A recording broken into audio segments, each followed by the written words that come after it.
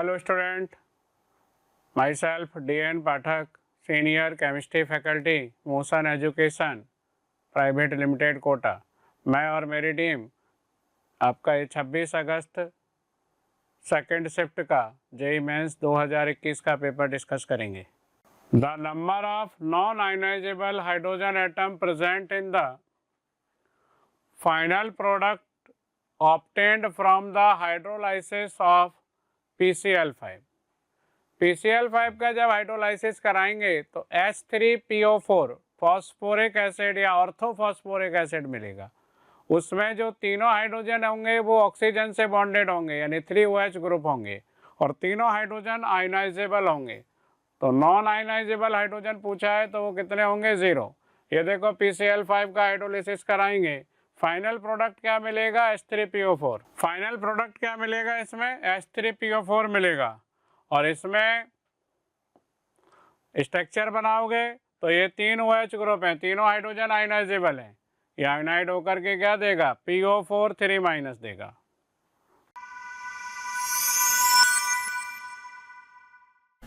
चलिए बच्चों, अब इसमें देखिए नेक्स्ट क्वेश्चन नंबर 2 दे रखा है, which one of the following compound is not aromatic. बहुत सिंपल क्वेश्चन दिया है, GOC का ये क्वेश्चन है। तो इसमें बताना है कौन सा नॉन मतलब एरोमेटिक नहीं है। तो यहाँ पर अगर हम सेकंड की बात करें, सेकंड में बेंजीन प्रेजेंट है। अगर बेंजीन मॉलिक्यूल में प्रेजेंट है तो वो मॉलिक्यूल तो फिर एरोमेटिक होगा, तो ये तो एरोमेटिक है। यहाँ पर अगर हम देखें तो इसमें 2 + 2 + 2 6 पाई इलेक्ट्रॉन आ रहे हैं, ये स्पीशीज भी एरोमेटिक होता है। इसकी बात करें तो यहाँ पर भी 6 पाई इलेक्ट्रॉन है, ये भी एरोमेटिक होगा। लेकिन अगर हम इसकी बात करें तो ये कंपाउंड नॉन एरोमेटिक होता है। रीजन क्या है? ये जो मॉलिक्यूल होता है 8 एनुलिन, इस कंपाउंड का नेम होता है 8 एनुलिन। तो एक्चुअल में ये मॉलिक्यूल यहाँ पर टब शेप में एग्जिस्ट करता है। कौन सा शेप? Tub shape. और जो टब शेप इसका होता है ये नॉन प्लेनर ज्योमेट्री होती है। टब शेप कैसा होता है? नॉन प्लेनर ज्योमेट्री होती है। चूंकि नॉन प्लेनर ज्योमेट्री होगी तो यहाँ पर ये जो पाई बॉन्ड होंगे ये पाई बॉन्ड कॉन्जुगेशन में नहीं होंगे, मीन्स ये रेजोनेंस शो नहीं करेगा। और अगर रेजोनेंस शो नहीं करेगा तो फिर ये तो मॉलिक्यूल नॉन एरोमेटिक होगा। तो यहाँ पर हमसे पूछा हुआ इज नॉट एरोमेटिक, तो इसका जो परफेक्ट आंसर हो जाएगा वो हो जाएगा ऑप्शन नंबर फर्स्ट। चलिए बच्चों, थर्ड क्वेश्चन देखते हैं। फिजिकल केमिस्ट्री का पहला है 26 सेकंड शिफ्ट, थर्ड क्वेश्चन। तो देखिए बच्चों, सरफेस केमिस्ट्री से रिलेटेड क्वेश्चन है हमारा ये, ठीक है। बहुत ही सिंपल सा क्वेश्चन, डायरेक्ट एनसीईआरटी से उठ के आया है। अगर आपने एनसीईआरटी डिटेल में पढ़ी हो तो उसमें एग्जाम्पल दिया हुआ है कि जब हम AgNO3 को KI सॉल्यूशन में मिलाते हैं, तो जब आपका AgNO3 सॉल्यूशन होगा उसको जब हम KI में मिलाएंगे तो आपका क्या फॉर्मेशन होगा। तो देखिए आयंस डबल डिस्प्लेसमेंट रिएक्शन है, AgI फॉर्मेशन कर लेगा। This AgI will be solid in nature, यानी ये प्रेसिपिटेट फॉर्मेशन करेगा। साथ में आपका KNO3 फॉर्मेशन करेगा, तो KNO3 का कोई रोल है नहीं। अब ये AgI की बात करते हैं बच्चों। ये AgI क्या है? आपका प्रेसिपिटेट फॉर्मेशन कर रहा है। और क्योंकि हम AgNO3 को KI सॉल्यूशन में डाल रहे हैं, यानी KI का अमाउंट वहां पे बहुत ज्यादा होगा। अगर KI का अमाउंट बहुत ज्यादा होगा तो वहां से आपको I- आयन मिलेगा। तो ये AgI अपनी सरफेस पे क्या करेगा बच्चों? I- को एड्सॉर्ब कर लेगा, जिसकी वजह से ये क्या बन जाएगा? आपका सॉल फॉर्मेशन हो जाएगा। और कैसा चार्ज होगा इस सॉल पे? नेगेटिव चार्ज होगा। तो हमसे यही पूछा था कि नेगेटिव चार्ज किसमें फॉर्मेशन होगा। अच्छा, KI AgNO3 के अंदर ऐड करेंगे तो AgNO3 का अमाउंट ज्यादा होगा, तो यहाँ पे AgI तो बनेगा लेकिन वो अपनी सरफेस पे Ag+ को एड्सॉर्ब कर लेगा। तो इस केस में अपना पॉजिटिव चार्ज इसके ऊपर आएगा। तो यहाँ पे ध्यान रखने वाली बात यह है, डायरेक्ट एनसीईआरटी से एग्जाम्पल था। तो क्वेश्चन ऑप्शन नंबर 3 जो है हमारा वो नेगेटिवली चार्ज सॉल फॉर्मेशन होगा। So option 3 is the correct choice for this question. Okay, next is question number 4। इसमें यहाँ पर देखिए एक कंपाउंड है, इसका ये स्ट्रक्चर दे रखा है। कंपाउंड कौन सा है? कंपाउंड दे रखा है क्लोरोडाइजेपॉक्साइड। ये कंपाउंड दे रखा है और पूछा हुआ है the class of drug of which chlorodiazepoxide with above structure belong is. तो यहाँ पर सिंपल ये जो क्वेश्चन है एनसीईआरटी का, एनसीईआरटी बेस्ड ये क्वेश्चन है। एज इट इज ये जो स्ट्रक्चर दे रखा है एनसीईआरटी में, ठीक है। और ये जो ड्रग होती है ये होती है ट्रैंक्विलाइजर। ट्रैंक्विलाइजर में इसको काम में लिया जाता है। तो इसका जो परफेक्ट आंसर होगा वो हो जाएगा यहाँ पर ऑप्शन नंबर फर्स्ट। चलिए बच्चों, बात करते हैं नेक्स्ट क्वेश्चन की। नंबर 5 दे रखा है, असर्शन रीजन टाइप का क्वेश्चन दे रखा है। तो इसमें फर्स्ट जो असर्शन है वो है photochemical smoke causes cracking of rubber. ये बिल्कुल सही स्टेटमेंट है। जो फोटोकेमिकल स्मोक होता है उसमें रबर वगैरह में क्रैक्स आते हैं, ठीक है। सेकेंड हम बात करते हैं रीजन की, presence of ozone, nitric oxide, acrolein, formaldehyde and peroxyacetyl nitrate in photochemical smoke makes it oxidizing. Yes, ये भी करेक्ट है, इसको ये ऑक्सीडाइजिंग नेचर का बनाते हैं। लेकिन ये जो स्टेटमेंट है, ये फर्स्ट जो स्टेटमेंट दे रखा है उसको किसी भी तरह से एक्सप्लेन नहीं करता है। मीन्स ठीक है, ये ऑक्सीडाइजिंग नेचर का होता है, लेकिन क्रैक रबर को क्रैक करता है उसका इससे कोई लिंक नहीं बैठता है। तो इसलिए यहाँ पर ये जो क्वेश्चन का लैंग्वेज है, तो मैं कह सकता हूँ कि इस क्वेश्चन का जो परफेक्ट और सही ऑप्शन होगा वो हो जाएगा नंबर फोर्थ, ठीक है। क्या होगा इसका answer? Both A and R are true but R is not the true explanation of A. तो क्या आएंगे परफेक्टली जो आंसर इसका हो जाएगा वो होगा option number 4th। Okay, next is question number 6। इसमें देखिए क्वेश्चन नंबर 6 में ये हमें कंपाउंड दे रखा है, बेंजीन पर ऐसा एक कीटोनिक ग्रुप लगा रखा है और इसमें ब्रोमीन सिलेक्शन करवाना है in the presence of AlBr3 और ड्राई ईथर भी यहाँ पर काम में लेते हैं। पूछा है प्रोडक्ट, मेजर प्रोडक्ट ए हमें बताना है। तो यहाँ पर देखो सिंपल सा रिएक्शन है, सिंपल सा रिएक्शन। बेंजीन से अटैच्ड यहाँ पर कीटोनिक ग्रुप है, इसका इफेक्ट होता है -M। -M means minus nature का ये मेसोमेरिक इफेक्ट शो करता है। तो ये जो ग्रुप होता है ये मेटा डायरेक्टिंग ग्रुप होगा। चूंकि मेटा डायरेक्टिंग ग्रुप होगा तो आने वाला जो इलेक्ट्रोफाइल होगा दैट इज Br+, वो कहाँ टेक करेगा? वो इस कीटोनिक पोजीशन की मेटा पोजीशन पर, मेटा पर अटैक करेगा ब्रोमीन, ठीक है। तो अगर हम देखें इन ऑप्शंस में तो यहाँ पर हम देख रहे हैं 4th ऑप्शन में इसके रिस्पेक्ट में ये जो पोजीशन है ये मेटा पोजीशन है और इस मेटा पे ब्रोमीन अटैच्ड है। तो यही इसका यहाँ पर करेक्ट आंसर होगा, मीन्स परफेक्ट आंसर यहाँ पर इसका हो जाएगा ऑप्शन नंबर 4।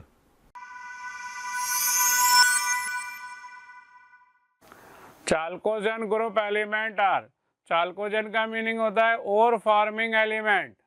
और कौन से एलिमेंट ओर फॉर्मिंग है? Oxygen, sulphur.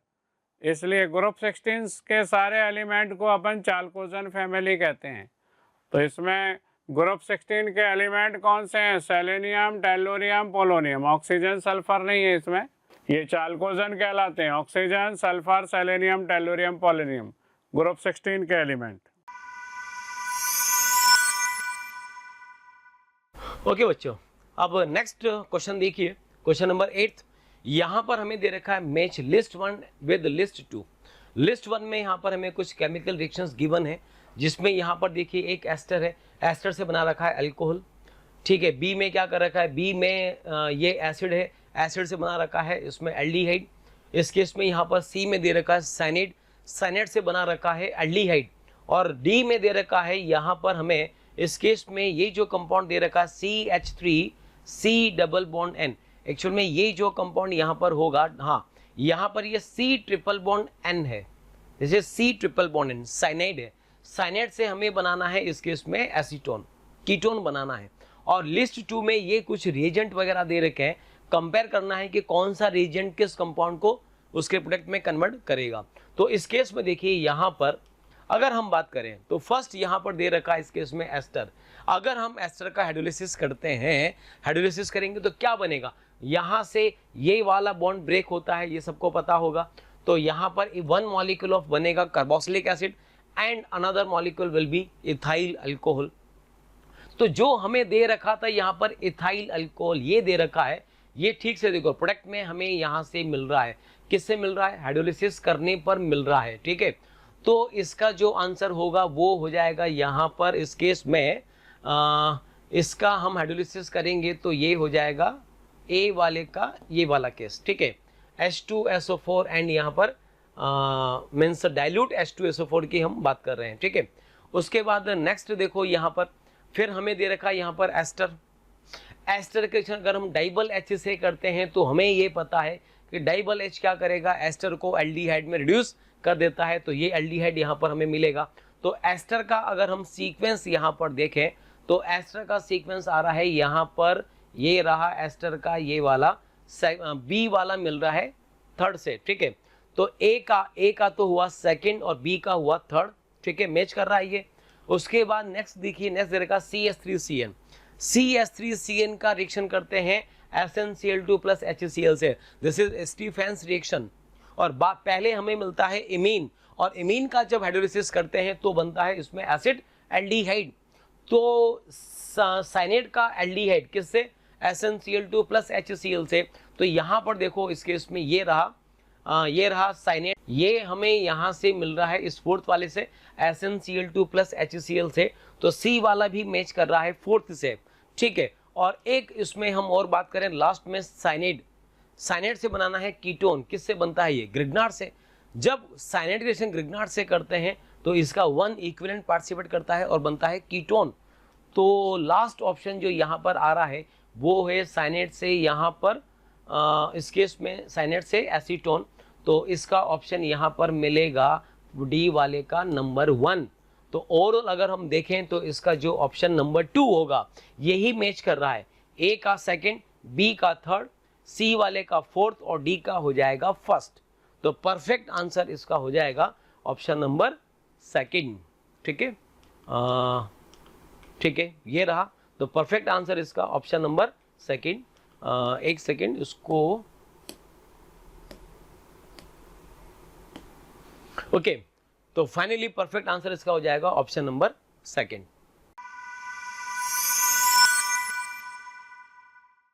Indicate the complex ion which did not show any geometrical isomerism. तो इसमें देखो ये वाले जो कॉम्प्लेक्स है इसके 2 ज्योमेट्रिकल आइसोमर बन जाएंगे सिस ट्रांस, इसके 2 ज्योमेट्रिकल आइसोमर बन जाएंगे सिस ट्रांस, जिनको फेक मर भी कह सकते हैं, फेक मर। इसके भी 2 बन जाएंगे सिस और ट्रांस। इसका कोई ज्योमेट्रिकल आइसोमर नहीं बनेगा। ये किस तरह का कॉम्प्लेक्स हो गया, MA5 और B। इसमें आप 2 ज्योमेट्री नहीं बना पाएंगे क्योंकि ए के एंटी पर ए आ जाएगा, ए के एंटी पर ए आ जाएगा और ए के एंटी पर बी, और कोई प्रोबेबिलिटी बनेगी नहीं और कोई ज्योमेट्री बनेगी नहीं।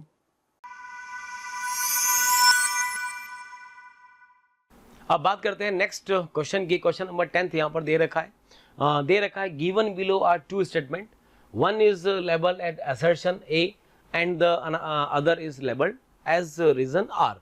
तो बताना है कौन करेक्ट कौन इनकरेक्ट है।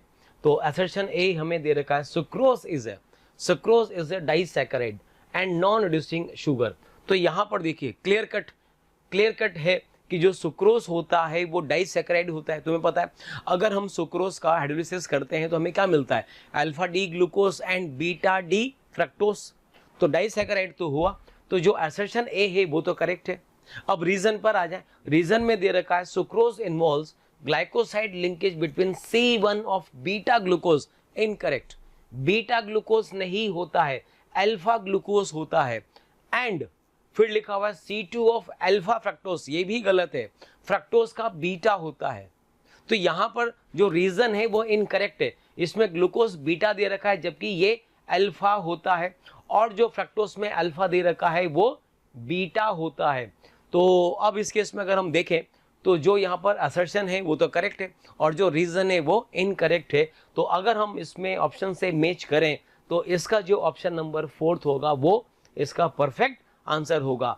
ए is true but R is false.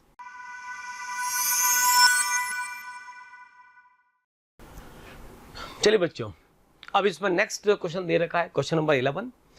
इसमें एक रिएक्शन सीक्वेंस है, हमें बताना है उसका मेजर प्रोडक्ट क्या होगा। सबसे पहले ये कंपाउंड दे रखा है, एल्डिहाइड ग्रुप है, रिएक्शन करवाना है HCN के साथ, वाटर साथ में वाटर भी है। बताना है X मतलब किसकी प्रेजेंस में। से पहले ये कंपाउंड बना रखा है, फिर लिथियम एल्यूमिनियम हाइड्राइड से रिडक्शन करवाना है और मेजर प्रोडक्ट Y बताना है। तो यहाँ पर देखो इस केस में HCN का रिएक्शन जब इससे करते हैं तो यहाँ पर हम X काम में लेते हैं कौन सा, NaOH। बेसिक मीडियम लेते हैं। क्यों? ताकि ये जो बेस है Na+OH- ये OH- क्या करे, यहाँ से इस HCN से H को अलग कर दे, तो ये कन्वर्ट किस में होगा, Cn-। अब Cn- क्या होगा, एक स्ट्रॉन्ग न्यूक्लियोफाइल होगा, तो वो न्यूक्लियोफाइल इस C पर अटैक करके Cn- इस C पे अटैक करेगा, पाई बॉन्ड कहाँ चला जाएगा, O पर, तो O पे चार्ज क्या आ जाएगा, माइनस, देन वो O- वाटर से H+ लेकर कन्वर्ट किस में होगा, OH में। तो कुल मिलाकर इस रिएक्शन में इससे ये क्या बनेगा, इस वाले कार्बन पर आएगा OH एंड इस वाले कार्बन से एक Cn भी कनेक्ट हो जाएगा। इस टाइप से ये बना Cn और ये हुआ OH, इसको बोलते हैं साइनोहाइड्रिन। तो कुल मिलाकर यहां पर जो X है वो X तो क्या हो जाएगा, वो तो हो जाएगा NaOH। अब बताना है Y, तो Y में यहां पर देखो लिथियम एल्यूमिनियम हाइड्राइड क्या करता है, अल्कोहल का रिडक्शन नहीं करता है, साइनेट का रिडक्शन करेगा, साइनेट का, और इसको कन्वर्ट कर देगा CH2NH2 में, CH2NH2 में। तो कुल मिलाकर यहां पर देखिए इस केस में ये दे रखा है NaOH, ये हुआ X, पहले बना साइनोहाइड्रिन, साइनोहाइड्रिन के बाद जब लिथियम एल्यूमिनियम हाइड्राइड से रिडक्शन करेंगे तो ये जो Cn होगा ये कन्वर्ट हो जाएगा यहाँ पर CH2 सिंगल बॉन्ड NH2 में, यही इसका मेजर प्रोडक्ट होगा। और ये अगर हम देखें तो यहाँ पर ये ऑप्शन नंबर 2 से ये मैच कर रहा है, तो 2 हो जाएगा X NaOH और Y होगा ये वाला प्रोडक्ट। तो इस क्वेश्चन का जो फाइनल आंसर होगा वो हो जाएगा ऑप्शन नंबर 2। ओके बच्चों, नेक्स्ट क्वेश्चन देखिए, क्वेश्चन नंबर 12। इसमें असर्शन रीजन टाइप का क्वेश्चन दे रखा है। देखिए क्या दे रखा है, असर्शन की बात हम करें हैं तो यहाँ पर heavy water is use for the study of reaction mechanism, ठीक है। और सेकंड रीजन इसमें दे रखा है the rate of reaction for the cleavage of OH bond is slower then the OD bond. तो यहाँ पर जनरली अगर हम बात करें तो जो ऑप्शन नंबर ए है इसका, देखिए जो इसका ऑप्शन नंबर फर्स्ट है ये तो करेक्ट है। क्यों? क्योंकि कई सारी ऐसी रिएक्शंस होती हैं जिसमें हमें रेट अगर कंपेयर करना है तो वहां पर हम H को हटाकर D भी लगाकर देख लेते हैं, because oxygen and hydrogen bond की बॉन्ड स्ट्रेंथ और ऑक्सीजन एंड ड्यूटेरियम की बॉन्ड स्ट्रेंथ डिफरेंट होती है। देखो जैसे ये मैं यहाँ पर बात कर सकता हूँ, ये मैंने यहाँ पर एक मॉलिक्यूल लिखा जिसमें OH बॉन्ड है और कहीं पर हमें दे रखा है OD बॉन्ड। तो अगर हम बॉन्ड स्ट्रेंथ की बात करें तो OH की बॉन्ड स्ट्रेंथ कम होती है, OD बॉन्ड की बॉन्ड स्ट्रेंथ ज़्यादा होती है, ये वाला बॉन्ड इजीली ब्रेक हो जाता है। तो जनरली हम D2O को, D2O का मतलब क्या हुआ, हेवी वाटर को हम रिएक्शन मैकेनिज्म में रेट डिटरमाइन करने में काम में लेते हैं। तो यहाँ पर इस केस में जो रिएक्शन इसका असर्शन दे रखा है वो तो करेक्ट है। अब जरा रीजन की बात कर ले, रीजन क्या दे रखा है, the rate of reaction for the cleavage of OH bond is slower then the OD bond, ये इनकरेक्ट है। OH बॉन्ड का जो क्लीवेज होगा वो इजीली होता है, ना कि OD का, बिकॉज जैसा कि मैंने अभी कहा कि O और H की बॉन्ड स्ट्रेंथ कम होती है, ये बॉन्ड इजीली ब्रेक हो जाता है। तो इट मीन्स फर्स्ट वाला तो करेक्ट है और सेकंड वाला जो है वो इनकरेक्ट है। तो इसका जो यहाँ पर आंसर हो जाएगा वो हो जाएगा ऑप्शन नंबर फर्स्ट, क्या, A is true but R is false. The interaction energy of London force between two particles is proportional to R की power x, whereas R is the distance between the particle। ये आप जानते हैं जो वंडरवाल्स force होते हैं उनमें interaction energy और उनके जो डिस्टेंस है उसके बीच में रिलेशन अपन देखते हैं। आयनिक बॉन्ड में ये रिलेशन क्या होता है, R की पावर -1 के डायरेक्टली, डाइपोल डाइपोल में ये R की पावर -3 के डायरेक्टली, और जो लंदन डिस्पर्सन फोर्स होता है या इंड्यूस डाइपोल होता है उसमें इंटरेक्शन एनर्जी का और डिस्टेंस का रिलेशन क्या होता है, R की पावर -6 के डायरेक्टली। ये इंटरेक्शन एनर्जी 1/R की पावर 6 यानी डायरेक्टली प्रोपोर्शनल होगा R की पावर -6 के, तो -6 आंसर होगा इसका। चलिए बच्चों, नेक्स्ट क्वेश्चन दे रखा है question number 14। The number of stereoisomers possible for 1,2 dimethyl cyclopropane. Isomerism का इजी क्वेश्चन दे रखा है। कैसे 1,2 डाइमिथाइल साइक्लोप्रोपेन का अगर हम स्ट्रक्चर ड्रॉ करें तो ये मॉलिक्यूल होगा CH3 and CH3। Okay, this compound will be 1,2 dimethyl cyclopropane के अगर हम यहाँ पर स्टीरियो आइसोमर्स हमसे पूछा है तो यही जो मॉलिक्यूल होगा ये ज्योमेट्रिकल आइसोमेरिज्म में शो करेगा। ठीक है, यहाँ पर एक तो हमने ये बनाया, कौन सी फॉर्म बनाई, सिस फॉर्म बनाई, मीन्स दोनों के दोनों CH3 कैसे लिए, अबव दी प्लेन लिए। अब इसके बाद यहाँ पर क्या करें, एक CH3 को करिए अबव और एक CH3 को यहाँ पर कर देंगे बिलो। तो जैसे ही बिलो करेंगे तो आप देखेंगे यहाँ पर इस मॉलिक्यूल में POS प्रेजेंट नहीं होगा, मतलब POS एब्सेंट होगा एंड COS भी एब्सेंट होगा। चूंकि POS एंड COS दोनों एब्सेंट है तो ये मॉलिक्यूल क्या हो जाएगा, ऑप्टिकली एक्टिव होगा। और अगर ये ऑप्टिकली एक्टिव है तो एक यहाँ पर इसका मिरर इमेज भी हम कंसिडर करेंगे। तो इसका ही मिरर इमेज अगर हम यहाँ पर बनाए, ये हमने माना, इसको हमने माना मिरर, तो यहाँ पर ये CH3 होगा बिलो और ये वाला CH3 हो जाएगा कैसा, अबव। ठीक है, तो यहाँ पर देखो ये वाला हुआ सिस, ये ट्रांस, और ट्रांस का एक और मिरर इमेज ये भी ट्रांस होगा।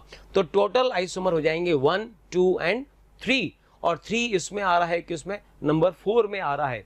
तो इसका जो करेक्ट ऑप्शन होगा वो हो जाएगा option number 4।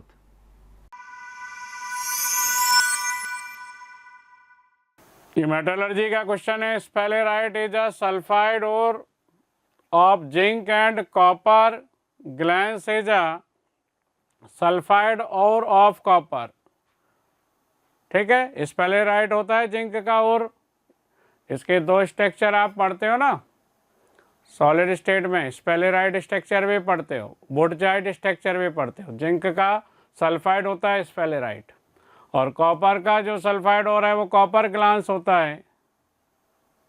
It is possible to separate two sulfide ores by adjusting proportion of oil to water or by using depressant in a froth flotation method। Correct है, आप इन दोनों सल्फाइड ओर को अलग करना चाहते हो तो इसमें डिप्रेसेंट मिलाना पड़ेगा, साइनाइड मिलाना पड़ेगा फ्रोथ फ्लोटेशन में ऑयल के साथ, तब ये अलग होंगे, तब ये दोनों क्या होंगे, ये सेपरेट होंगे। ठीक है ना, तो यहाँ पर both statement first and second क्या हैं, ये दोनों ट्रू स्टेटमेंट हैं, दोनों स्टेटमेंट ट्रू हैं। जब आपको डिप्रेसेंट मिलाना पड़ता है, साइनाइड मिलाना पड़ता है दोनों को अलग करने के लिए। ये जिंक क्या करता है, साइनाइड के साथ कॉम्प्लेक्स बना लेता है ना। ZNS क्या करोगे आप, डिप्रेसेंट मिलाओगे साइनाइड, तो ये कहाँ रह जाएगा, सॉल्यूशन में रह जाएगा ना, कॉम्प्लेक्स बना के। तो ये तो सॉल्यूशन में रह जाएगा, और कॉपर जो ग्लैंस है वो ऊपर चला जाएगा।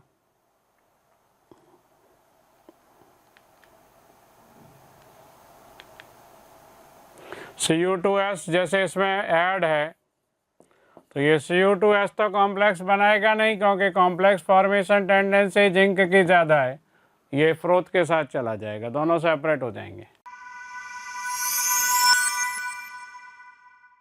चलिए बच्चों, नेक्स्ट बात करते हैं क्वेश्चन नंबर 16 की। इसमें दे रखा है which one of the following phenol does not gives colour when condensed with phthalic anhydride in the presence of concentrate H2SO4। तो यहाँ पर इसके इसमें देखिए, इसमें एक इसकी बड़ी अच्छी रिएक्शन है यहाँ पर, जो कि हमने फिनॉल से बात करते हैं। होता क्या है देखो, जैसे ये मॉलिक्यूल हमने यहाँ पर लिखा, इसका नेम होता है थैलेइक एनहाइड्राइड। इसकी रिएक्शन जब हम कराते हैं फिनॉल के साथ, तो फिनॉल के यहाँ पर 2 मॉलिक्यूल पार्टिसिपेट करते हैं, और होता क्या है, ये ऑक्सीजन यहाँ से रिलीज होता है, ठीक है, एंड यहाँ पर ये एज इट इज, तो फिनॉल के यहाँ पर ऐसे 2 मॉलिक्यूल इसकी पैरा पोजीशन से कनेक्ट हो जाते हैं। ठीक है, इसको बोलते हैं, ये पिंक कलर का एक कॉम्प्लेक्स होता है, फेनोल्फथालीन इसका नाम होता है। तो बेसिकली यहाँ पर इस क्वेश्चन का थीम क्या है कि थैलेइक एनहाइड्राइड से वही कंपाउंड इसमें रिएक्शन शो करते हैं जिसकी पैरा पोजीशन वैकेंट हो, खाली हो। अगर किसी का पैरा पोजीशन अगर ब्लॉक है तो वो इस टाइप का रिएक्शन शो नहीं करता है। तो यहाँ पर देखिए इसमें डाई हाइड्रोक्सी है, लेकिन इनका जो पैरा पोजीशन है वो फ्री है, तो ये तो रिएक्शन दे देता है, मीन्स कलर दे देता है, ठीक है। और यहाँ पर इसके बाद ये देखें फिनॉल की पैरा पोजीशन भी वैकेंट है, ये भी कलर प्रोड्यूस करता है। इसकी बात करें डाई हाइड्रोक्सी है, इनकी भी पैरा पोजीशन वैकेंट है, ये भी कलर प्रोड्यूस करते हैं। यही ऐसा है जिसमें हाइड्रोक्सी का जो पैरा पोजीशन है, ये जो पैरा पोजीशन है ये ब्लॉक होता है। क्योंकि पैरा पोजीशन ब्लॉक होता है इसलिए ये कंपाउंड कलर नहीं दे पाता है। तो यही तो पूछा हुआ है, which one of the following phenols does not give colour, कौन कलर नहीं देगा, जिसका पैरा पोजीशन ब्लॉक होगा। तो इस क्वेश्चन का जो सही आंसर होगा वो हो जाएगा option number 3। Given below are two statements. One is leveled assertion and the second is reason. ये एनसीईआरटी का क्वेश्चन है, एनसीईआरटी का है। बैरियम का जो कार्बोनेट है वो इनसॉल्युबल है in water due to highly stable. The thermal stability of the carbonate increases with increases cationic size. सही है, ये बहुत ज़्यादा स्टेबल है। साइज बड़ा होने से बैरियम आयन का पोलराइजिंग पावर कम होती है, इसलिए ये वाटर में क्या होगा, इनसॉल्युबल होगा। और both A and R true हैं और आर इसका करेक्ट एक्सप्लेनेशन भी होगा। तो आंसर 2 हो जाएगा इसका।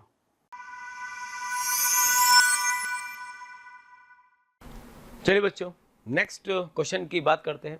क्वेश्चन नंबर 18, इसमें दे रखा है हमें एक ये मॉलिक्यूल दे रखा है और इसका रिएक्शन करवाना है एसिटिक एनहाइड्रेट के साथ।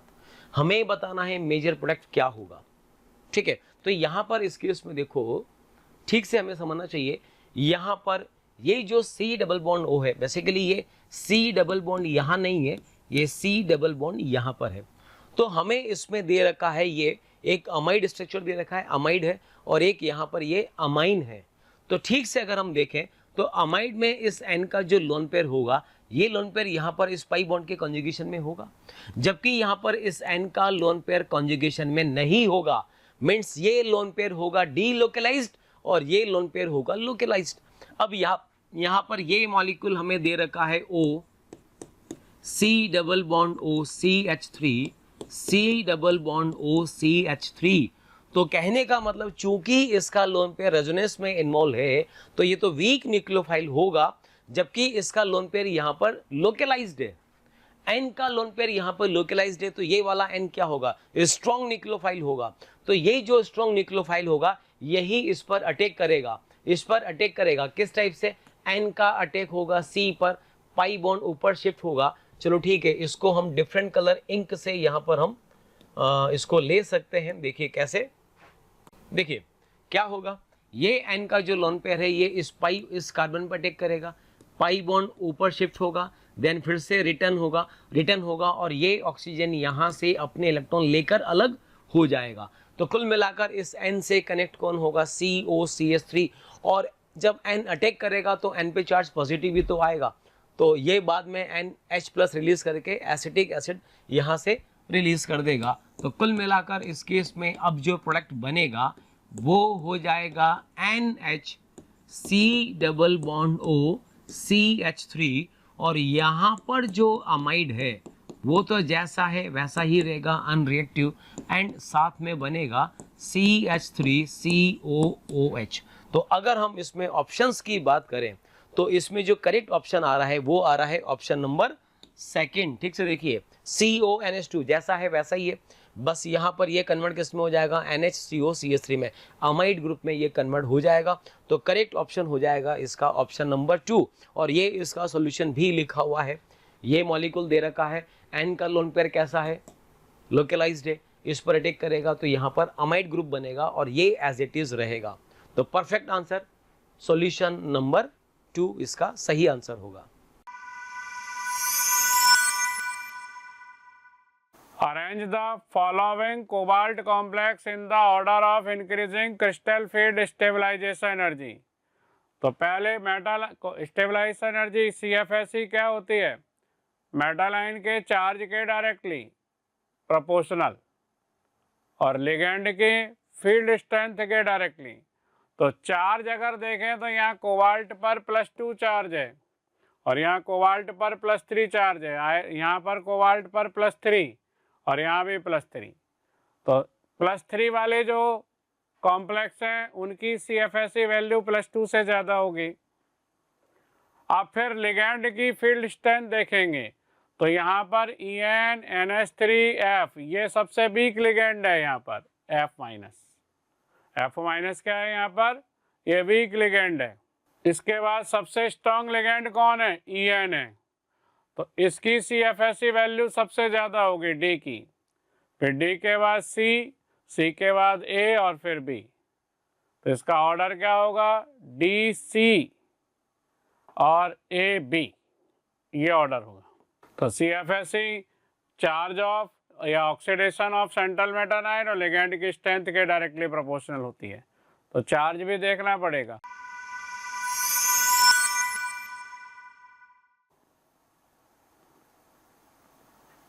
The bond order and magnetic behaviour किसका, O2- का। O2- का अगर अपन सुपर ऑक्साइड आयन है कॉन्फ़िगरेशन देखें तो इसके π*2p में एक अनपेयर्ड इलेक्ट्रॉन होगा, ये देखो π*2p में एक अनपेयर्ड इलेक्ट्रॉन है। तो इसका बॉन्ड ऑर्डर तो क्या आ जाएगा, 10-7/2 1.5 और ये पैरामैग्नेटिक होगा एक अनपेयर्ड इलेक्ट्रॉन होने से।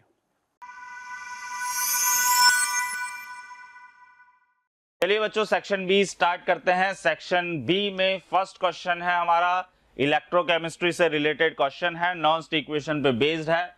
तो देखिए क्या दिया हुआ है, for the galvanic cell zinc plus copper +2 gives Zn+2 plus copper. तो यहाँ जिंक जो है ये 0 ऑक्सीडेशन स्टेट से किस में जा रहा है बच्चों, +2 ऑक्सीडेशन स्टेट में जा रहा है, और कॉपर +2 से किस में जा रहा है, हमारा 0 के अंदर जा रहा है। ठीक है, तो यहाँ पे बेसिकली जिंक का क्या हो रहा है, ऑक्सीडेशन हो रहा है। तो जिंक का क्या हो रहा है बच्चों, ऑक्सीडेशन हो रहा है। ठीक है, ऑक्सीडेशन किस पे होता है, एनोड पर ऑक्सीडेशन होता है। वहीं अगर बात करी जाए कॉपर की, तो कॉपर का क्या हो रहा है, रिडक्शन हो रहा है, और रिडक्शन किसके ऊपर होता है बच्चों, कैथोड के ऊपर होता है। ठीक है, तो हम यहाँ पे E0 सेल निकाल सकते हैं आसानी से। E0 सेल का फॉर्मूला आप सबको याद है, E0 सेल होता है बच्चों E0 cathode minus E0 anode, E0 cathode minus E0 anode हो जाएगा। अच्छा, कैथोड पर कौन है बच्चों, कॉपर है। अच्छा, एक पॉइंट नोट करिए, यहाँ पे बच्चों आपको रिडक्शन पोटेंशियल्स नहीं दिए हैं, यहाँ पे ऑक्सीडेशन पोटेंशियल्स दिए हैं। और ये लॉजिक ध्यान रखिए, E0 रिडक्शन पोटेंशियल जो होता है that is equal to negative of E0 oxidation potential. ठीक है, जो ऑक्सीडेशन पोटेंशियल होता है उसका नेगेटिव कर दोगे तो रिडक्शन पोटेंशियल मिल जाएगा। तो ये आपके सामने क्या दिए हुए हैं इन्होंने, ऑक्सीडेशन पोटेंशियल्स दिए हुए हैं। तो रिडक्शन पोटेंशियल्स के लिए यहाँ पे क्या आ जाएगा, पॉजिटिव, और यहाँ पे क्या आ जाएगा, नेगेटिव। चलिए बहुत अच्छे, कैथोड की वैल्यू 0.34 माइनस -0.76। यहाँ से जब आप सॉल्व करेंगे तो E0 सेल की वैल्यू आपको मिलेगी 1.10 वोल्ट। ठीक है, और वैसे भी इस सेल के लिए आपको ये डायरेक्ट याद रखना है, जो हमारा जिंक और कॉपर का सेल होता है उसके लिए डायरेक्ट याद रखो। ये वैल्यूज भी आपको याद होनी चाहिए, कभी एडवांस के पेपर में मिल जाए तो हो सकता है ना दी हो, तो इसके लिए +0.34 और जिंक के लिए -0.76। तो इसका जो E0 सेल की वैल्यू आती है वो 1.10 आती है। चलिए बच्चों, E0 सेल की वैल्यू हमें मिल चुकी है। अभी हम नॉन्स्ट इक्वेशन अप्लाई कर लेते हैं। तो इस रिएक्शन के लिए अगर मैं नॉन्स्ट इक्वेशन लिखता हूं बच्चों तो क्या होगा, वो E cell is equals to E0 cell, E0 cell minus 0.059 upon n। अच्छा, यहाँ पे देखो 0.059 इन्होंने यहाँ दे भी रखी है, अगर आपको ना याद हो तो आप यहाँ से ले सकते हैं। कई बच्चे 0.06 लेके सॉल्व कर लेते हैं, कई बच्चे 0.0591 लेके सॉल्व कर लेते हैं, बट इंटीजर बेस्ड क्वेश्चन है तो जो डेटा उसने दिया है वही डेटा का यूज करें। तो हो जाएगा 0.059 upon n log of product की कंसंट्रेशन। तो प्रोडक्ट की कंसंट्रेशन यानी एक तो आ जाएगा बच्चों यहाँ पे Zn+2, एक आ जाएगा यहाँ पर कॉपर, नीचे रिएक्टेंट की कंसंट्रेशन यहाँ आ जाएगा जिंक, और यहाँ पर आ जाएगा बच्चों कॉपर +2। क्लियर बात। चलिए चेंज ऑफ इलेक्ट्रॉन चेक करिए, जिंक 0 से +2 2 इलेक्ट्रॉन का चेंज, या कॉपर +2 से 0 2 इलेक्ट्रॉन का चेंज। चलिए वैल्यूज पुट कर लेते हैं। तो यहाँ पे हो जाएगा E cell is equal to E0 cell की वैल्यू कितनी है बच्चों, 1.10 माइनस 0.059 अपॉन n की वैल्यू हो जाएगी यहाँ से 2 लॉग। अच्छा, प्योर सॉलिड्स और प्योर लिक्विड जो होते हैं उनकी कंसंट्रेशन हम लोग कितनी लेते हैं, 1 लेते हैं। तो यहाँ पे अगर आप देखें कॉपर और जिंक ये दोनों क्या हैं बच्चों, प्योर सॉलिड्स हैं, तो इनकी कंसंट्रेशन कितनी हो जाएगी, 1। तो इनकी कंसंट्रेशन आप लोगों ने कितनी पुट कर दी वहां पे, 1 पुट कर दी। अच्छा, Zn+2 की कंसंट्रेशन चेक करिए, 0.04, ये हो जाएगा बच्चों 0.04 डिवाइडेड बाय कॉपर +2 की कितनी है, 0.02 हो जाएगा। इसको सिंप्लीफाई कर लेते हैं, ये हो जाएगा 1.10 माइनस ये हो जाएगा बच्चों 0.059/2। यहाँ पर चेक करिए, ये डेसिमल से डेसिमल हट जाएगा, 4/2 यानी log 2 होगा। log 2 की वैल्यू कितनी होती है बच्चों, 0.3010, इन्होंने दी नहीं है बट आपको याद है 0.3010 होती है। ठीक है, बस इसको सॉल्व करना है and you get your final answer E cell. तो आइए इसके सॉल्यूशन में चेक कर लेते हैं। तो यहाँ पे देखिए, ये प्योर सॉलिड्स, ये फॉर्मूला हमने लिख दिया, ये प्योर सॉलिड्स की वजह से 1, चेंज ऑफ इलेक्ट्रॉन हो गया आपका कितना, 2, ई नॉट सेल की वैल्यू 1.10, वैल्यूज पुट करी, इसको सॉल्व किया तो कितना आएगा, 1.0911 आएगा। ठीक है, 1.0911।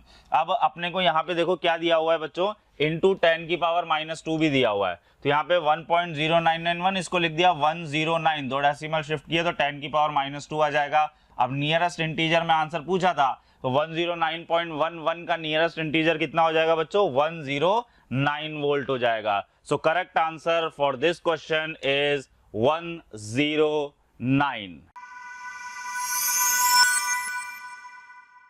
चलिए बच्चों, नेक्स्ट क्वेश्चन पे चलते हैं। क्वेश्चन नंबर 2, लिक्विड सॉल्यूशन का क्वेश्चन है on the basis of colligative property. Colligative property के ऊपर बेस्ड क्वेश्चन है। क्या कह रहा है, 83 ग्राम ऑफ इथाइलिन ग्लाइकोल। तो बच्चों इथाइलिन ग्लाइकोल का फॉर्मूला क्या होता है, ये फॉर्मूला याद होना चाहिए। अगर यही फॉर्मूला याद नहीं है तो आगे की कहानी तो वैसे भी नहीं हो सकती। तो CH2 और उस पे OH। अच्छा, फॉर्मूला अगर मैं कंडेंस करके लिखता हूं तो क्या आ जाएगा, देखना, C2H22456 C2H6 और यहाँ पे आ जाएगा O2। चलिए बहुत अच्छे। अब बोल रहा है 83 gram of ethylene glycol is dissolved in 625 gram of water. तो वेट ऑफ सॉल्यूट यहाँ पे यानी इथाइलिन ग्लाइकोल कितना हो गया, 83 ग्राम। यहाँ पे हम लोग मोल बना लेते हैं बच्चों, मोल कितना हो जाएगा चेक करिएगा, 83 गिवन मास, मोलर मास निकाल लेते हैं। ये हो जाएगा 32 ऑक्सीजन का और ये 24 हो जाएगा अपना किसका बच्चों, कार्बन का, 6 हाइड्रोजन का, 30 40 50 60 62 यानी 83/62 मोल यहाँ पे आपको इथाइलिन ग्लाइकोल का मिल जाएगा। बहुत अच्छे। 625 ग्राम आपको क्या दिया हुआ है बच्चों, वाटर दिया हुआ है। कितना वाटर दिया हुआ है, 625। तो इसको अगर मैं केजी में कन्वर्ट करूं तो 0.625 केजी आ जाएगा। चलिए बहुत अच्छे, 0.625 केजी आ गया। ठीक है, और इसके बाद अगर आगे बात करी जाए तो मोल आ गया और वेट आ गया, तो मोलैलिटी हमें मिल ही जाएगा। Now we apply the formula of colligative property. अच्छा बच्चों, इथाइलिन ग्लाइकोल जो होता है this is non electrolyte. Ethylene glycol क्या होता है, नॉन इलेक्ट्रोलाइट होता है। और हम सब जानते हैं नॉन इलेक्ट्रोलाइट के लिए वांट ऑफ फैक्टर यानी आई की वैल्यू कितनी होती है, 1, क्योंकि इसका ना तो डिसोसिएशन ही होगा और ना ही एसोसिएशन होगा। क्लियर। चलिए अभी हम यहाँ पे फॉर्मूला इस्तेमाल करते हैं। यहाँ पे बच्चों molar freezing point depression constant of water कितना है, 1.86 है। ये कितना दिया हुआ है अपने को, 1.86। ठीक है, तो ये है बच्चों आपका कितना, 1.86। यहाँ पे 186 ब्रैकेट में ऐसे लिखा है, दिस इज 1.86। ठीक है, और वैसे भी ये वैल्यूज आपको डायरेक्टली याद होनी चाहिए। फ्रीजिंग पॉइंट वाटर भी हमें पता है, देखो कितना ध्यान रखता है एनटी, है ना, पूरा आपको फ्रीजिंग पॉइंट ऑफ वाटर भी दिया है, molar depression, freezing point constant of water भी दे रखा है 1.86, पूरा ध्यान रखा गया है। ठीक है, चलिए फॉर्मूला यूज करते हैं। तो फॉर्मूला क्या लगेगा, delta TF equals to I.KF.m। ठीक है, अच्छा मोलैलिटी क्या होता है, मोल ऑफ सॉल्यूट, इसको थोड़ा सा और एक्सपेंड कर लेते हैं, I into KF। अच्छा मोलैलिटी का फॉर्मूला क्या होता है, mole of solute upon weight of solvent in what, kilogram. चलिए वैल्यूज पुट करते हैं। तो ये हो जाएगा बच्चों डेल्टा TF, आई की वैल्यू हो जाएगी 1 into 1.86 into mole of solute हम लाए थे 83/62, ये हो जाएगा बच्चों 83/62 और weight of solvent in kilogram कितना हो जाएगा, 0.625। ठीक है बच्चों, ये हमारा क्या हो गया बच्चों, यहां तक हमने वैल्यूज को पुट कर लिया। क्लियर, यहाँ पे कितना है 83, 86 नहीं है, यहाँ पे कितना है 83 है। ठीक है, चलिए अभी इसको हम लोग सॉल्व करेंगे तो डेल्टा टी एफ। तो आइए इसका सॉल्यूशन देखते हैं क्या आ रहा है। तो देखिए यहाँ पे हमने वैल्यूज पुट कर दी 1.86, 83, 62, 0.625। इसको सॉल्व करने से हमारे डेल्टा टी एफ की वैल्यू कितनी आ रही है बच्चों, 3.984। ठीक है, तो जब हमने यहाँ पे इसको सॉल्व करना है तो डेल्टा टी एफ की वैल्यू अपने पास कितनी आ जाएगी, 3.984, यानी लगभग 4। देखो हमें इंटीजर में आंसर देना है तो हम क्या ले लेते हैं, यहाँ पे 4 ले लेते हैं। ठीक है, तो जब आप यहाँ पे टी एफ सॉल्यूशन कैलकुलेट करेंगे तो वो क्या होता है बच्चों, freezing point of pure solvent यानी कि 273, इसमें से इसको 4 ले लो अप्रोक्सीमेटली, तो ये 4 माइनस कर देंगे तो कितना आ जाएगा, 269। ठीक है, जब टीएफ सॉल्यूशन निकालना है तो freezing point of pure solvent minus delta TF करते हैं तो वहां से कितना आ जाएगा, 269 आ जाएगा, जो कि नियरेस्ट इंटीजर में है। तो देखिए 273 में से 3.984 कितना आ रहा है, 269.016। जब आप इसको राउंड ऑफ केल्विन में लेंगे तो कितना आ जाएगा, 269। So 269 is our correct integer for this question. चलिए बच्चों नेक्स्ट क्वेश्चन पर चलते हैं। नेक्स्ट क्वेश्चन है अपना केमिकल काइनेटिक्स से रिलेटेड। और केमिकल काइनेटिक्स से रिलेटेड बच्चों इसमें एक चीज इसने क्या करी है, केमिकल काइनेटिक्स का क्वेश्चन दिया और उसमें केसी की वैल्यू पूछी है। मींस इट इज ये केमिकल इक्विलिब्रियम और केमिकल काइनेटिक्स को मिला के बनाया गया क्वेश्चन है।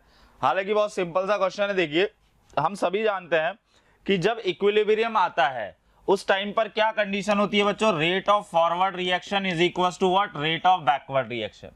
ठीक है, और याद करिए डेरिवेशन से क्या आता है, Kc is equal to K forward यानी rate constant in forward direction upon rate constant in backward direction. तो बेसिकली इस क्वेश्चन में हमें Kf और Kb की वैल्यू निकालनी है और वहां से हमें क्या मिल जाएगा, Kc की वैल्यू फाइंड आउट हो जाएगी। तो चलिए ये रिएक्शन को देखिए, इस रिएक्शन के अंदर क्या दिया हुआ है बच्चों, ये रिएक्शन जो दी हुई है इसमें ये आपको जो दिया हुआ है ये मेन काम की चीज है। ठीक है, ये मेन अपनी क्या है, काम की चीज है बच्चों, दिस इज वेरी इंपॉर्टेंट। अब यहाँ पे क्या है, देखो ये क्या है आपका रेट ऑफ रिएक्शन। भाई इसके लिए अगर रेट लिखना हो तो रेट कैसे लिखोगे, rate is equal to reactant क्या है माइनस डी, यहाँ पे क्या हो जाएगा PTCl4 माइनस 2 अपॉन dt हो जाएगा। तो ये क्या है, rate, rate is equal to, यहाँ पे देखिए अब ये रिवर्सिबल रिएक्शन है। मान लो आपके पास क्या है बच्चों, A is in equilibrium with B है।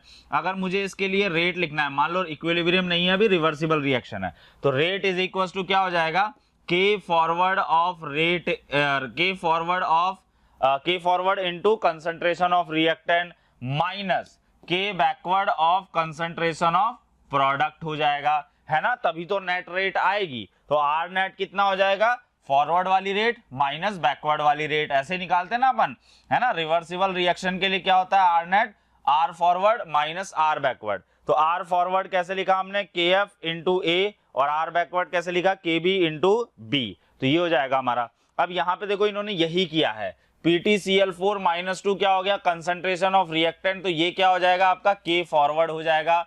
और यहाँ पे देखिए क्या हो गया, ये PTH2OCl3 माइनस ये क्या हो जाएगा आपका प्रोडक्ट का हो जाएगा। तो यहाँ क्या हो जाएगा, K backward into concentration of product. तो ये वैल्यू किसकी है आपकी, K बैकवर्ड की वैल्यू हो गई। बात समझ आ रही है। तो यहाँ से Kc की वैल्यू क्या हो जाएगी, K forward upon K backward.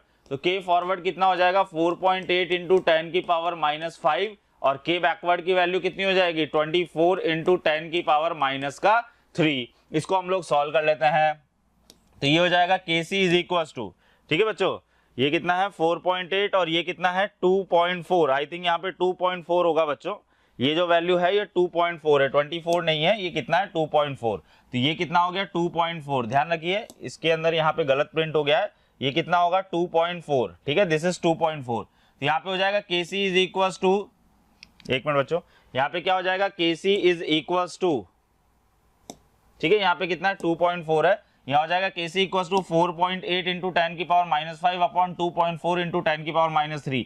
जब इसको हम सॉल्व करेंगे तो ये वैल्यू आएगी 2 इंटू 10 की पावर माइनस का 2, ठीक है। इसको थोड़ा सा और सिंप्लीफाई करेंगे तो Kc की वैल्यू कितनी आ जाएगी बच्चों, 1/50, यानी ये 2/100 बनेगा, यानी 1/50 हो गया, ठीक है। इसको जब हम सॉल्व करेंगे तो ये वैल्यू 0.02 आएगी, जो कि नियरेस्ट इंटीजर में कितनी वैल्यू हो जाती है बच्चों, 0 हो जाती है। कितनी वैल्यू हो जाती है, 0। लेकिन यहाँ पे इन्होंने जो आंसर दिया है वो कितना दे रखा है बच्चों, 50 आंसर दे रखा है। कितना आंसर दे रखा है, 50 आंसर दे रखा है, जबकि नियरेस्ट इंटीजर में आंसर कितना आ जाना चाहिए आपका, 0 आ जाना चाहिए।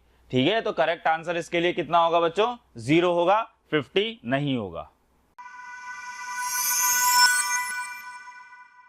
चलिए बच्चों क्वेश्चन नंबर 4 देखते हैं। क्वेश्चन नंबर 4 में क्या बोल रहा है, 100 ml of Na3PO4 solution contains 3.45 gram of sodium. Now mole of sodium कितना हो जाएगा, यहाँ से 3.45 डिवाइडेड बाय 23 हो जाएगा। ठीक है, ये हो जाएगा सोडियम का मोल।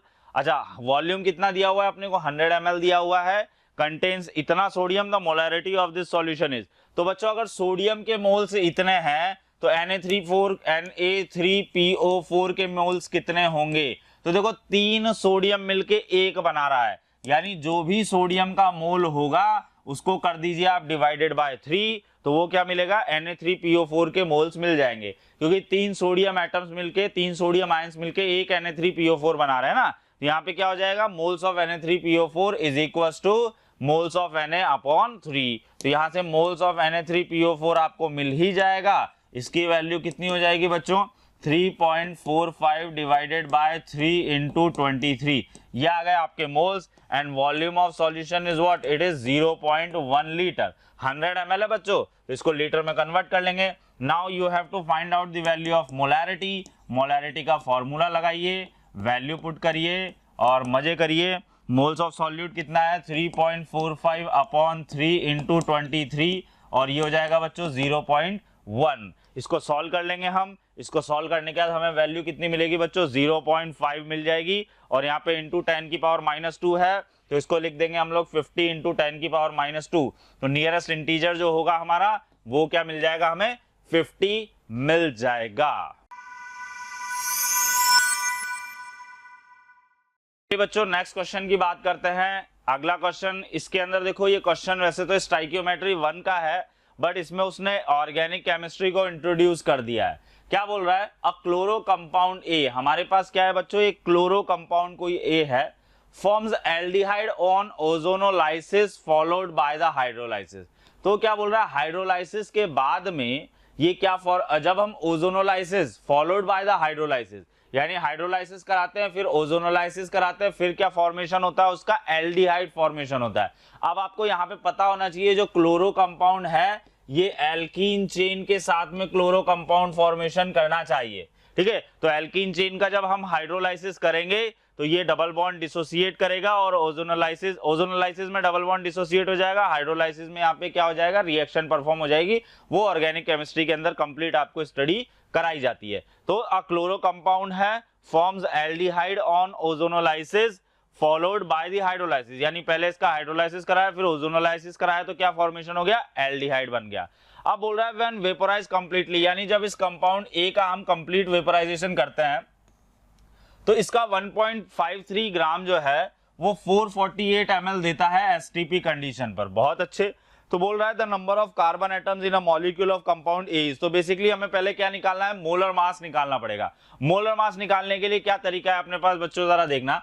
यहाँ पे इसका मास दे रखा है और ये बोला है 448 ml ये प्रोड्यूस कर रहा है एसटीपी कंडीशन पर। अच्छा, एसटीपी कंडीशन पर क्या होता है बच्चों, टेम्परेचर जो होता है उसकी वैल्यू कितनी होती है, 0 डिग्री सेल्सियस यानी 273 केल्विन, और जो प्रेशर होता है वो कितना होता है हमारा, 1 atm होता है। बहुत अच्छे। अभी हम इस्तेमाल करते हैं PV = nRT, ideal gas equation.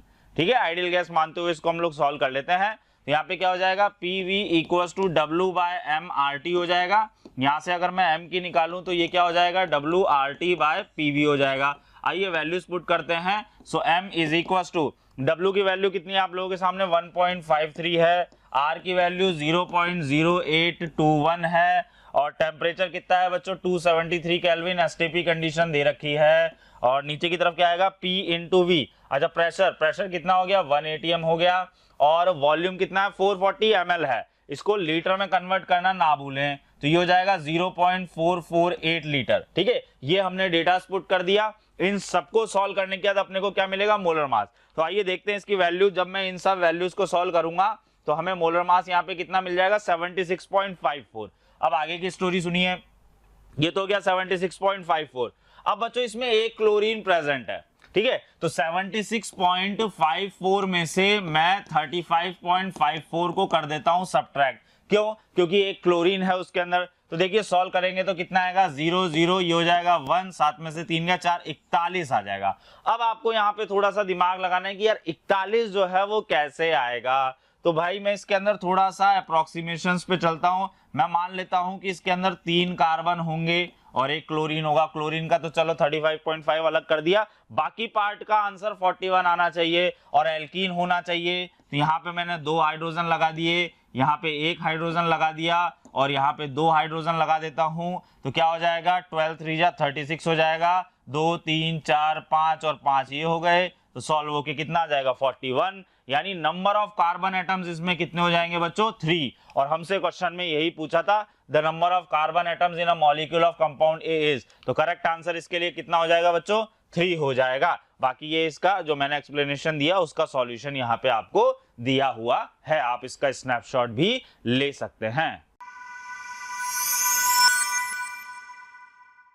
चलिए बच्चों नेक्स्ट क्वेश्चन पे चलते हैं। थर्मोडायनेमिक्स का क्वेश्चन है, वेपोराइजेशन और इंटरनल एनर्जी से रिलेटेड क्वेश्चन। ठीक है, आइए देखते हैं।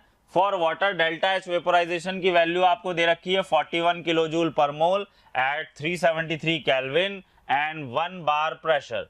Assuming that water vapours is an ideal gas. आपको यहाँ पे वाटर वेपर्स को क्या मानना है बच्चों, आइडियल गैस मानना है। That occupies a much larger volume than liquid water. We all know that अगर वाटर वेपर्स हैं तो अगर दोनों का मैं 1 मोल ले रहा हूं, 1 mole for water and 1 mole for vapour, तो वेपर जो होंगी वो कहीं ना कहीं बहुत ज्यादा वॉल्यूम ऑक्यूपाई करेंगी as compare to water. Clear? The internal energy change during evaporation of water is, evaporation of water, this line is important. Evaporation of water क्या होता है बच्चों, H2O लिक्विड से आपका क्या कन्वर्जन हो रहा है बच्चों, H2O गैस। अब इसके लिए सबसे पहले तो आप लोग यूज कर लीजिए डेल्टा एनजी निकाल लीजिए। डेल्टा एनजी क्या होता है, गैसियस स्टाइकियोमेट्री का डिफरेंस, जो कि प्रोडक्ट माइनस रिएक्टेंट होता है। प्रोडक्ट में 1 और यहाँ तो गैस कुछ है ही नहीं तो 0, यानी इसकी वैल्यू कितनी आ जाएगी, 1। Now use the formula delta H is equal to delta E plus delta n g R T.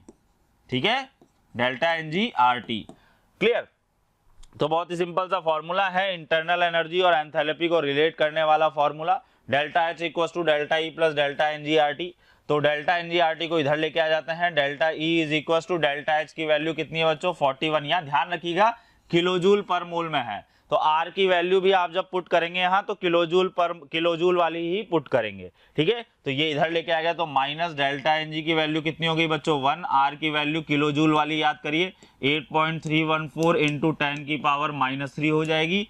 अच्छा, कई बच्चे आर की वैल्यू किलोजूल वाली ऐसे भी याद रखते हैं, कितनी, 25/3 इंटू 10 की पावर -3। ये भी वैल्यू हो सकती है आपकी किसके अंदर, किलोजूल के अंदर। ठीक है, तो वो पुट करिए चाहे ये पुट करिए, एक ही बात है। अच्छा, टेम्परेचर कितना है बच्चों, 373 केल्विन है। This is 373 kelvin. तो this is the data which you have to use here. After solving this we get the value of delta E equals to, जब आप बच्चों आप इस वाली वैल्यू को सॉल्व कर लेंगे ना, ठीक है, ये 8.314 इंटू 10 की पावर -3 को नीचे 1000 कर दिया तो आएगा 3.0959, यानी लगभग 3.1 आ जाएगा। ठीक है, जब आप इसको सॉल्व करेंगे तो कितना आ जाएगा, 37.9 के आसपास आएगा। और उसको जब आप सॉल्व करेंगे तो 38 किलोजूल पर मोल आपको नियरेस्ट इंटीजर में आंसर मिल जाएगा। ठीक है, तो ये इसका सॉल्यूशन है, ये फॉर्मूला यूज करना है। डेटा सारे आपके पास गिवन है, सॉल्व करने पर नियरेस्ट इंटीजर का आंसर कितना होगा बच्चों, 38 किलोजूल। अच्छा, यूनिट का भी ध्यान रखें, यहाँ किलोजूल पर मोल में पूछा था इसीलिए किलोजूल, अगर जूल में पूछ लेता तो इनटू 1000 भी हमें करना पड़ता। ठीक है, so correct answer for this question is 38। आइए बच्चों नेक्स्ट क्वेश्चन देखते हैं। Question number 7 atomic structure photo electric effect से रिलेटेड क्वेश्चन है। तो देखते हैं इसमें क्या दिया हुआ है। A metal surface is expose to 500 nanometre radiation. तो बच्चों हमारे पास ये कोई एक मेटल सरफेस है और ये जो मेटल सरफेस है बच्चों इसके ऊपर क्या हो रहा है, 500 नैनोमीटर की कोई रेडिएशन यानी कि लाइट आ रही है। चलिए बहुत अच्छे। The threshold energy of the metal for photo electric effect is इतना। तो इसका जो थ्रेशोल्ड फ्रीक्वेंसी दी हुई है बच्चों यानी न्यू नॉट की वैल्यू दे रखी है वो है 4.3 इंटू 10 की पावर 14 हर्ट्ज, जिससे हम इसका वर्क फंक्शन निकाल सकते हैं बहुत ही आसानी से।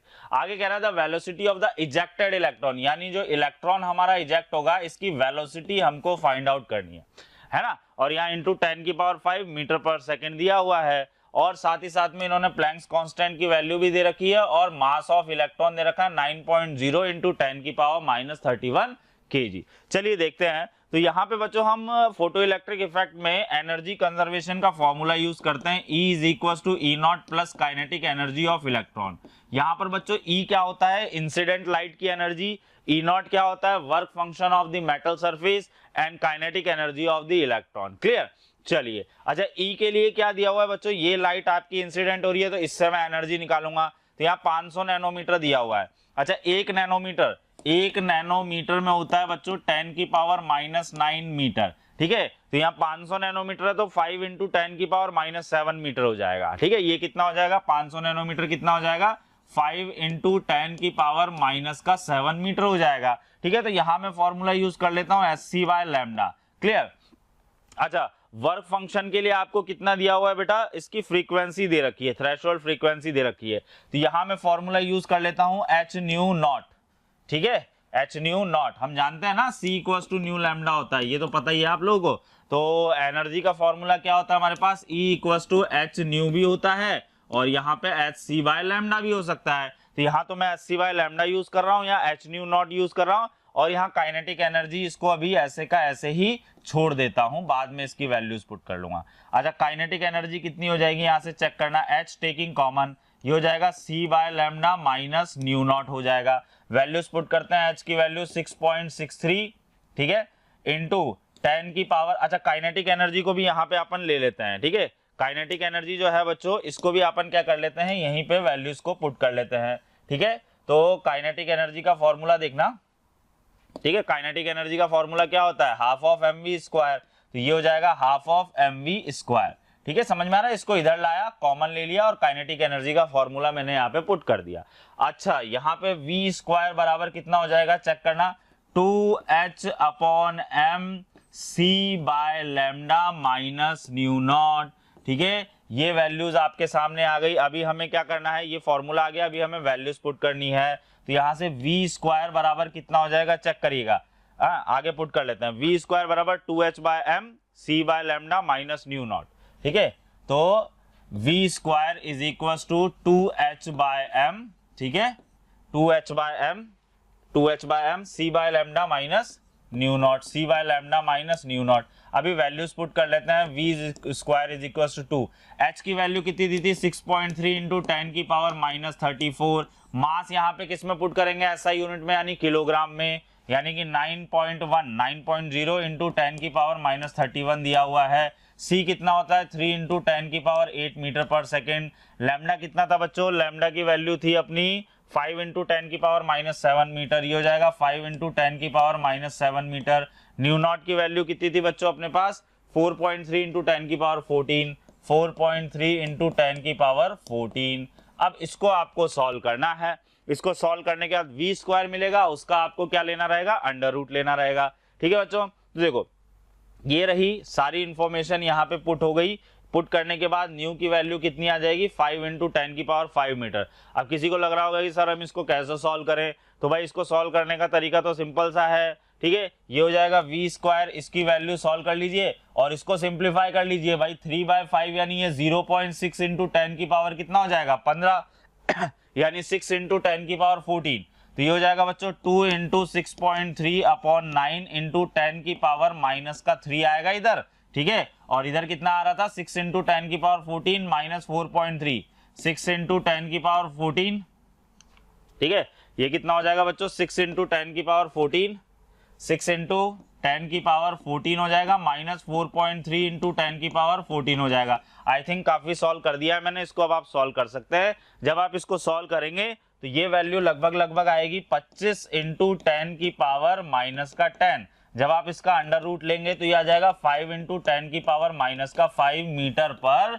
सेकेंड SI यूनिट में आएगा। तो आपको नियरेस्ट इंटीजर पूछा है, और यहाँ 10⁻⁻5 10⁻+5 देखो दिया हुआ है ना इन्होंने, तो अपना आंसर कितना हो जाएगा यहाँ पे, करेक्ट 5 हो जाएगा। तो नियरेस्ट इंटीजर में आंसर कितना हो जाएगा अपना 5। तो ये बच्चों इसका सॉल्यूशन है। और ये मेनली हमें फॉर्मूला यहाँ तक, ये मैंने फॉर्मूला यहाँ पे डिराइव कर दिया है आप लोगों के लिए।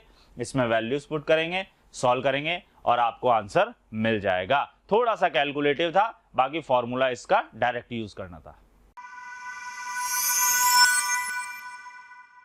चलिए बच्चों नेक्स्ट क्वेश्चन पर चलते हैं। अगला क्वेश्चन है हमारा सल्फर एस्टिमेशन से।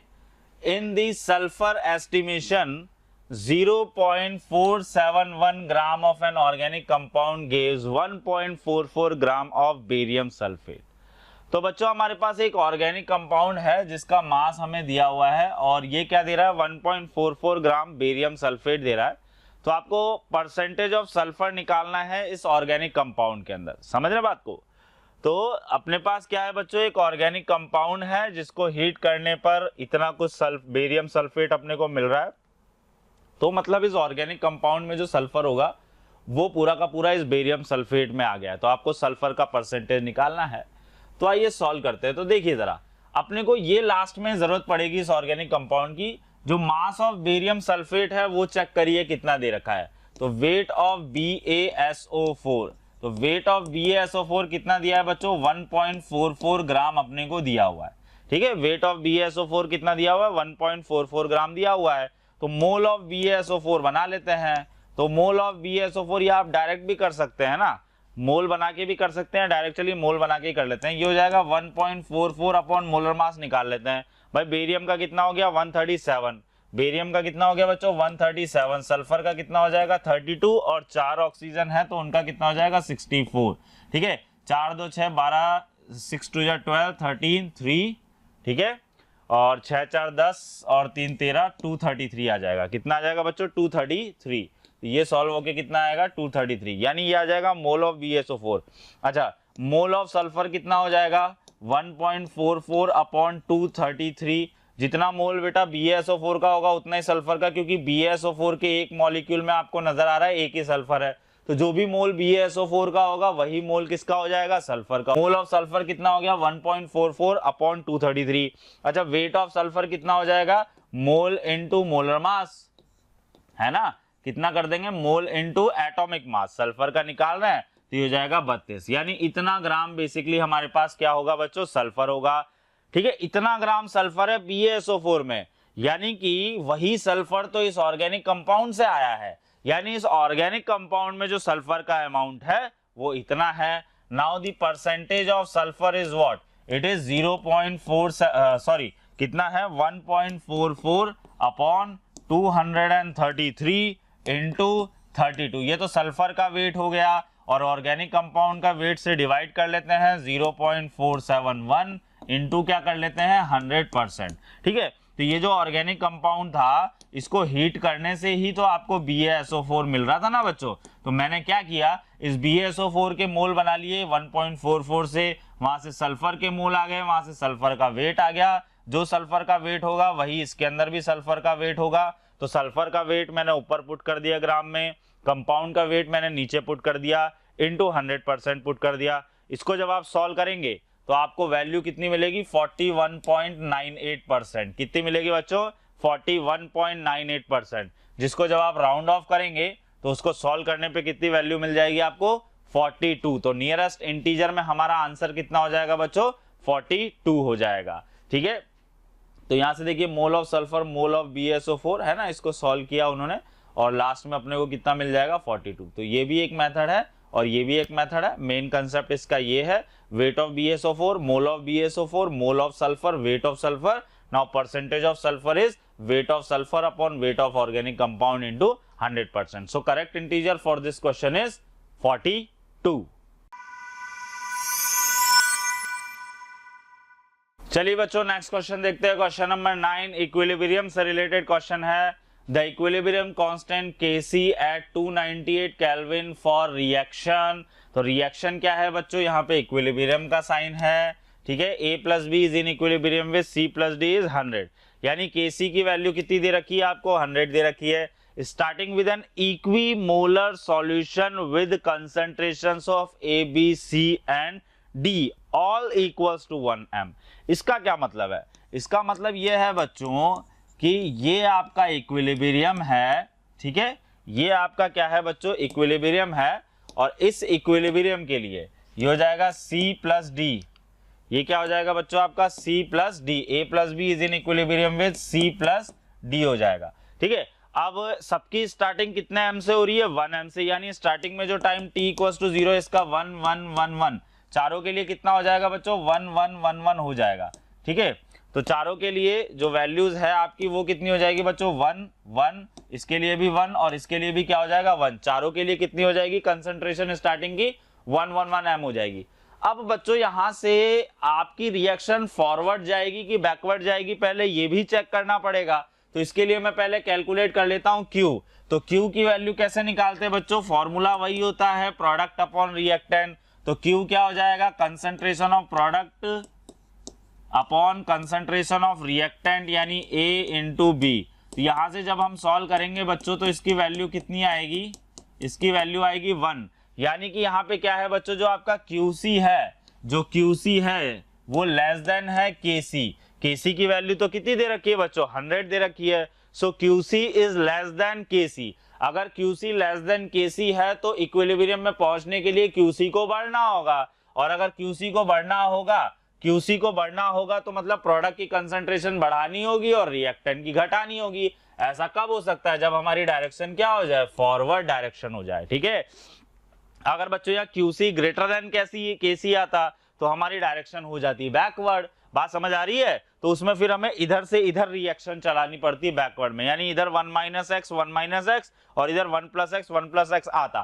खैर इस क्वेश्चन में तो हमारा फॉरवर्ड डायरेक्शन ही आ रहा है, तो जिन बच्चों ने अगर ये चेक भी नहीं किया होगा उनका भी आंसर सही हो गया होगा, क्योंकि जनरली हम रिएक्टेंट में ही 1 माइनस एक्स करते हैं। तो ये बच्चों क्या हो जाएगा, इसका इक्विलिब्रियम कंसंट्रेशन हो जाएगी। ठीक है, आपको निकालना क्या है, the equilibrium concentration of D is इतना। चलिए अभी वैल्यू पुट कर लेते हैं। तो KC बराबर product upon reactant, product KC की वैल्यू डाल देता हूं सीधे 100 हो जाएगी। प्रोडक्ट में चेक करिए 1 plus x into 1 plus x, तो 1 प्लस एक्स का स्क्वायर हो जाएगा, नीचे 1 minus x into 1 minus x, तो 1 माइनस एक्स का कितना हो जाएगा बच्चों स्क्वायर हो जाएगा। थोड़ा सा सिंप्लीफाई करते हैं, अंडर रूट ले सकता हूं मैं आराम से, तो ये हो जाएगा 10 is equal to 1 plus x upon 1 minus x. थोड़ा सा सिंप्लीफाई और करते हैं, 10 minus 10x is equal to 1 plus x. ठीक है, ये हो जाएगा इधर जाके 11x और 9, यानी x बराबर 9/11, यानी x की वैल्यू कितनी आ जाएगी बच्चों 9/11। x is equal to 9/11। x की वैल्यू कितनी आ चुकी है बच्चों हमारे पास 9/11 आ चुकी है। हमसे पूछा क्या है, the equilibrium concentration of D is, तो D की इक्विलिब्रियम पे कंसंट्रेशन कितनी है बच्चों 1 plus x. So concentration of D at equilibrium is what, it is 1 plus x. Value put कर लेते हैं 1 प्लस 9/11, तो ये हो जाएगा 11 प्लस 9 यानी कि 20/11। कितना हो जाएगा बच्चों 20/11। और जब आप इसको सॉल्व करेंगे तो 1.8 के लमसम आएगा, 20/11 को सॉल्व करेंगे तो 1.8181 आएगा। ठीक है, ये कितना आएगा बच्चों 1.8181, और यहाँ पे इंटू 10 की पावर -2 भी दिया है, तो ये हो जाएगा 181.81 इंटू 10 की पावर -2। नियरेस्ट इंटीजर जब लेके जाएंगे तो ये कितना हो जाएगा बच्चों 182। तो यहाँ से अपने पास नियरेस्ट इंटीजर में आंसर कितना मिल जाएगा 182। तो ये इसका सॉल्यूशन है, ये इसका एक्सप्लेनेशन है। इक्वेशन बनानी है, फॉरवर्ड रिएक्शन जाएगी, सॉल्व करना है, x की वैल्यू निकालना है, x की वैल्यू यहाँ पुट करना है, तो D की इक्विलिब्रियम पे क्या मिल जाएगी कंसंट्रेशन, 10 की पावर -2 में कन्वर्ट करना ना भूलें। नियरेस्ट इंटीजर में आंसर अपने को 182 मिल जाएगा। चलिए बच्चों नेक्स्ट क्वेश्चन देखते हैं, question number 10। Complex compound complex ion है, बट क्वेश्चन जो है वो इक्विलिब्रियम पे इन्होंने डाल दिया है। क्या बोल रहा है, the overall stability constant of the complex ion of this is. तो इसकी स्टेबिलिटी कांस्टेंट की बात कर रहा है, यानी कुछ नहीं बच्चों, ये किससे बना है, तो कोबाल्ट प्लस 4 अमोनिया। ठीक है, कोबाल्ट के ऊपर +2 चार्ज है, तो ये क्या फॉर्मेशन कर लेगा CONH3 + 2, है ना। यही तो फॉर्मेशन भाई स्टेबिलिटी कांस्टेंट बोल रहा है, यानी इसकी फॉर्मेशन रिएक्शन आपको दे रखी है। तो K फॉर्मेशन कितना हो गया इसके अंदर बच्चों 2.1 इंटू 10 की पावर 13 दे दिया इसने। बोल रहा है the overall dissociation constant is, तो ओवरऑल डिसोसिएशन कांस्टेंट के लिए इसको रिवर्स कर दीजिए, तो reverse this reaction reverse reaction, इस रिएक्शन को क्या कर दिया बच्चों हमने, रिवर्स कर दिया, तो क्या हो जाएगा, डिसोसिएशन वाली रिएक्शन क्या हो जाएगी, CONH3 होल 4 और इधर कितना आ जाएगा +2 और ये डिसोसिएट हो जाएगा बच्चों कोबाल्ट +2 में एंड 4 अमोनिया में। तो इसके लिए जो K डिसोसिएशन हो जाएगा वो 1/K फॉरवर्ड हो जाएगा। वैल्यूज पुट कर लेते हैं, 1/2.1 इंटू 10⁻13। जब आप इसको सॉल्व करेंगे तो ये लगभग 4.7 इंटू 10⁻14 के आसपास आएगा। ठीक है, तो यहाँ 10⁻14 तो इन्होंने दिया हुआ ही है और 4.7 का मतलब नियरेस्ट इंटीजर कितना हो जाएगा बच्चों, 5 हो जाएगा। तो यहाँ पे करेक्ट आंसर कितना हो जाएगा आपका, 5 हो जाएगा। ठीक है, तो सिंपल सा क्वेश्चन इक्विलिब्रियम पे रिवर्स करना था, ये इसका सॉल्यूशन है। KD = 1/KF सॉल्व करेंगे तो y की वैल्यू कितनी मिल जाएगी आपको देखने को, 5 मिल जाएगी।